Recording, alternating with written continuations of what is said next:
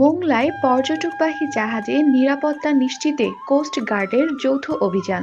বাংলায় সুন্দরবনগামী পর্যটকবাহী নৌযানের নিরাপত্তা নিশ্চিত করতে যৌথ অভিযান পরিচালনা করেছে বাংলাদেশ কোস্ট গার্ড। রোববার 4 জানুয়ারি 2026 সকাল 11টায় মোংলা থানাধীন ফেরিঘাট সংলগ্ন এলাকায় এই অভিযান পরিচালিত হয়।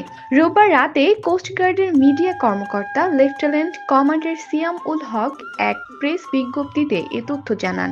তিনি বলেন, দেশের সমুদ্র উপকূলীয় ও নদী তীরবর্তী অঞ্চলের নিরাপত্তা নিশ্চিত করতে বাংলাদেশ কোস্ট গার্ড প্রতিষ্ঠা লগ্ন থেকেই গুরুত্বপূর্ণ ভূমিকা পালন করে আসছে।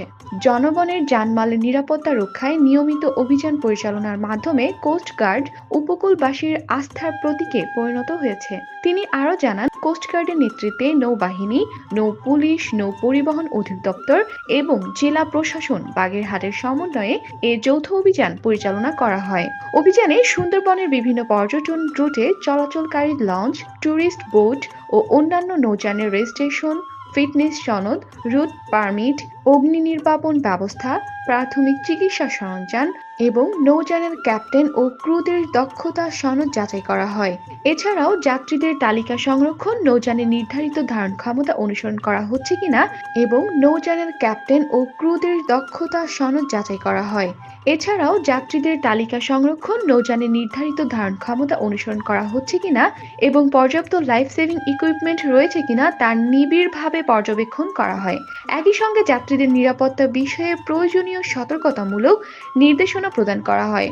অভিযান চলাকালে অতিরিক্ত যাত্রী পরিবহনের উদ্দেশ্যে নৌযানে নির্মিত অবৈধ কাঠামো উচ্ছেদ করা হয়। ফিটনেস সনদ ও বৈধ লাইসেন্স ছাড়া কোনো নৌযান চলাচল করতে পারবে না মর্মে সংশ্লিষ্টদের সতর্ক করা হয়। নির্দেশনা অমান্যকারীদের বিরুদ্ধে আইনানুগ ব্যবস্থা গ্রহণের বিষয়েও কঠোর হুঁশিয়ারি দেওয়া হয়। এই অভিযানে নির্বাহী ম্যাজিস্ট্রেট বাগেরহাট ফিটনেসবিহীন নৌযানের মালিকদের জরিমানা করেন।